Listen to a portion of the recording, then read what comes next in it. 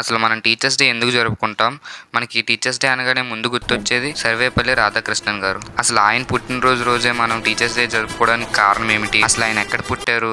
Teacher వృత్తిలోకి ఎలా వచ్చారో తెలుసుకుందాం పదండి. డాక్టర్ సర్వేపల్లి రాధాకృష్ణన్ గారు 1888 సెప్టెంబర్ 5న తిరుత్తని విలేజ్లో జన్మించారు. భోజనం చేయడానికి నేలను శుభ్రం చేసుకునే అంతటి కటిక పేదరికం నుంచి వచ్చారు సర్వేపల్లి రాధాకృష్ణన్ గారు. చదువుపై అమితమైన ప్రేమతో బాగా చదివి మద్రాస్ క్రిస్టియన్ కాలేజ్లో MBA పూర్తి చేశారు. ఈయన 20 ఏళ్ల వయసులోనే ఉపాధ్యాయ వృత్తిని స్వీకరించారు. ఈయన 1952లో ఫస్ట్ వైస్ ప్రెసిడెంట్ ఆఫ్ ఇండియాగా చేశారు. అండ్ ఆల్సో 1962లో సెకండ్ ప్రెసిడెంట్ ఆఫ్ ఇండియాగా కూడా చేశారు డాక్టర్ సర్వేపల్లి రాధాకృష్ణన్ గారు. ఈయన ప్రెసిడెంట్గా ఉన్నప్పుడు ఈయన 25% మాత్రమే ఇన్కమ్ని వాడుకునేవారంట.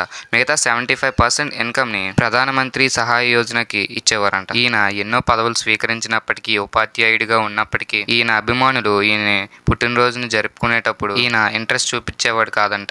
దానికి బదులుగా సర్వేపల్లి రాధాకృష్ణ గారు ఇలా చెప్పారంట, నా పుట్టినరోజుని మీరు టీచర్స్ డేగా చేసుకుంటే నేను చాలా సంతోషిస్తాను అని చెప్పారంట. Education is the chief means by which we can transform our society.